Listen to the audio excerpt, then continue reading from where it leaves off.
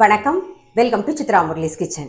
இன்னைக்கு என்ன ரெசிபி பார்க்க போறோம் அப்படின்னு பார்த்தீங்கன்னா, முருங்கைக்கீரையில ரசம் பண்ண போறோம். அது தொட்டுக்கிறதுக்கு பருப்பு தொகையல், கடலை பருப்பு போட்டு தான் நம்ம இன்னைக்கு தொகையல் பண்ண போறோம். ஸோ அது எப்படி பண்றதுன்னு நம்ம பார்க்கலாம். ஃபர்ஸ்ட் முருங்கைக்கீரை ரசத்துக்கு நல்ல ஒரு 2 டம்ளருக்கு மேல நீங்க தண்ணி விட்டுலாம். ஒரு 3 டம்ளர் தண்ணி எடுத்திருக்கேன். மஞ்சப்பொடி, அப்புறம் தேவையான உப்பு. நல்லா கொதிக்கட்டும். இது கொதிக்கிறதுக்குள்ள என்ன பண்ணணும் அப்படின்னு பார்த்தீங்கன்னா, மிளகு, சீரகம், சோம்பு, சின்ன வெங்காயம் ஒரு 4-5. அதாவது மிளகு நீங்கள் எந்த குவான்டிட்டி எடுத்துக்கிறீங்களோ அது தகுந்த மாதிரி காரம் போட்டுக்கோங்க. மிளகு ஒரு டீஸ்பூன் மிளகு, 1 டீஸ்பூன் சீரகம், நல்ல ஒரு 1/2 டீஸ்பூனுக்கு சோம்பு. இது எல்லாத்தையும் நல்லா கோர்ஸாக பொடி பண்ணிவிட்டு அது கூடவே ஒரு 4-5 சின்ன வெங்காயம் அதையும் சேர்த்து நல்லா விப்பரில் ஜஸ்ட் ஒரு ஓட்டு நல்லா ஒரு கோர்ஸாக பொடி பண்ணிவிடுங்க. அதையும் சேர்த்து இங்கே பாருங்கள், இந்த மாதிரி ஆகிடும். நல்லா பொடி பண்ணி ரெடியாக எடுத்து வச்சுருக்கேன். மிளகு, சீரகம், சோம்பு, சின்ன வெங்காயம் இதை கோர்ஸாக அரைச்சி எடுத்து வச்சாச்சு. இந்த பக்கம் தண்ணி நல்லா கொதிச்சதுக்கப்புறம் தான் நம்ம இதை சேர்க்க போகிறோம். ரசத்துக்கு ஒரு 2 டேபிள் ஸ்பூன் தேங்காயும் அரைச்சி எடுத்துகிட்டு வந்துடுவோம். நம்ம தேங்காய் அரைச்சி எடுத்தாச்சு. இந்த ரசத்துக்கு நம்ம புளியே சேர்க்க போகிறது இல்லை. ஏன்னா நம்ம பருப்பு தொகையில் அரைக்கிறோம் இல்லையா, அதில் நம்ம புளி சேர்க்க போகிறோம். இதை நீங்கள் சூப்பாகவும் குடிக்கலாம். நீங்கள் சாதத்தில் நல்லா பிசைஞ்சிட்டு இந்த புளிப்பாக நம்ம பருப்பு தொகையில் அரைக்கிறோம் இல்லையா, அந்த தொகையை தொட்டுன்னு சாப்பிட்டாலும் ரொம்பவே நல்லாயிருக்கும். முருங்கைக்கீரையில் ஹீமோக்ளோபின் ஜாஸ்தி. ஸோ அதனால் நீங்கள் எவ்வளோ நாள் வாரத்தில் எவ்வளோ வாட்டி நீங்கள் எடுத்துட்டாலும் உங்களுக்கு நல்லது, உடம்புக்கு ஒத்துக்கும். அப்படின்னா நீங்கள் முருங்கைக்கீரை கறியாக பண்ணி சாப்பிடலாம், முருங்கைக்கீரை சாம்பார், முருங்கைக்கீரை ரசம் எப்படி வேணாலும் பண்ணி சாப்பிடலாம். இது நீங்கள் சூப்பாகவும் குடிச்சிக்கலாம், அதே மாதிரி சாதத்துலையும் பிசைஞ்சு சாப்பிடலாம். உடம்பு முடியல, நல்ல ஜுரமாக இருக்குது, நல்ல ஏதாவது லைட்டாக இருக்கணும், சாப்பிடணும் போல இருக்குன்னு நினச்சா நம்ம எப்படியுமே ரசம் தானே சாப்பிடுவோம். அப்போ இந்த முருங்கைக்கீரை இருந்தது அப்படின்னா இந்த மாதிரி பண்ணி சாப்பிட்டிங்கன்னா ரொம்பவே நல்லாயிருக்கும். உடம்பும் நல்லா கலகலன்னு ஆகிடும். பாருங்கள், நல்லா கொதிச்செடுத்து தண்ணி, உப்பு, மஞ்சப்பொடி போட்டிருந்தோம். இப்போ நம்ம மிளகு, சீரகம், சோம்பு, சின்ன வெங்காயம் அரைச்சி வச்சிருக்கதை சேர்த்துடலாம். இது சேர்ந்து ஒரு கொதி வரணும். காரத்துக்கு மிளகோட காரம் மட்டும்தான். நம்ம தாளிக்கும் போது ஒரே ஒரு வரமிளகா போட போகிறோம். ஸோ காரமெல்லாம் உங்களுக்கு தகுந்த மாதிரி பார்த்து போட்டுக்கோங்க.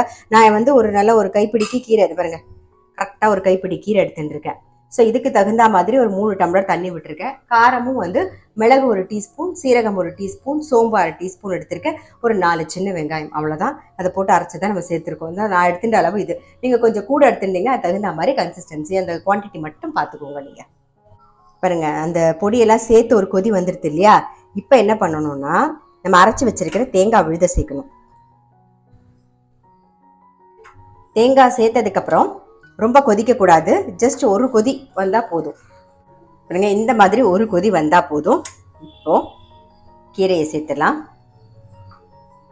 கீரை சேர்த்ததுக்கப்புறம் கொதிக்கலாம் விட வேண்டாம், அந்த சூடே போதும். அதுலேயே கீரை வெந்துடும். அதனால் அப்படியே விட்டுருங்க, மூடியும் வைக்க வேண்டாம், அது அப்படியே இருக்கட்டும். இந்த பக்கம் எண்ணெய் விட்டுருக்கேன், தாளிக்க மட்டும் தாளித்து இதில் விட்டுடலாம். கடுகு, உளுத்தம்பருப்பு, ஒரே ஒரு வரமிளகா ரசத்தில் சேர்த்துருவோம். நம்மளுடைய முருங்கைக்கீரை ரசம் ரெடி. இது தண்ணி உங்களுக்கு வேணும்னா இன்னும் கொஞ்சம் கன்சிஸ்டன்சி பார்த்துட்டு நம்ம விட்டுக்கலாம். ஸோ தண்ணி நம்மளுடைய அளவு தான். இப்போ இந்த பக்கம் இதுக்கு பருப்பு தொகையில் தான் அரைக்க போகிறோம். கடாயில் கொஞ்சம் எண்ணெய் விட்டுருக்கேன். காரத்துக்கு வரமிளகா, கடலைப்பருப்பில் அரைக்க போகிறோம். தோரம்பருப்பில் சாதாரணமாக அரைப்போம் இல்லையா, இதுக்கு கடலைப்பருப்பு, நல்லா ஒரு கப்பு கடலைப்பருப்பு, ஒரு பூண்டு 5 பல் எடுத்துக்கலாம். அப்புறம் புளி சின்ன நெல்லிக்காய் சைஸில் புளி, அதையும் இதில் பிச்சு போட்டுருவோம். ஆஃப் பண்ணிவிடுவோம். நல்லா வறுபட்டுருது. கொஞ்சம் ஆறுனதுக்கு அப்புறமா இது கூட நல்லா ஒரு 1/4 கப்புக்கு மேலே தேங்காய் எடுத்து சேர்த்து அரைச்சி எடுத்துக்கலாம். நான் தேங்காய் ரெடியாக எடுத்து வச்சுருக்கேன். ஸோ இது ஆறுனதுக்கு அப்புறமா நம்ம அரைச்சிக்கலாம். இப்போ நல்லா ஆறி இருக்கும், மிக்ஸி ஜாரில் மாற்றி அரைச்சி எடுத்துன்னு வந்துடலாம். தேவையான உப்பு, தேங்காய் இதை அரைச்சி எடுத்துகிட்டு வந்துடலாம். நம்மளுடைய பருப்பு தொகையிலும் ரெடி.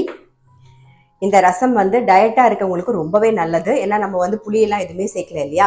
ஸோ முருங்கைக்கீரையும் ஹீமோக்ளோபினை இன்க்ரீஸ் பண்ணும். ஸோ அதுவும் ரொம்பவே நல்லது. ரொம்ப சிம்பிளான ஒரு முருங்கைக்கீரை ரசம், அதுக்கு தொட்டுக்கிறதுக்கு பருப்பு தொகையல்.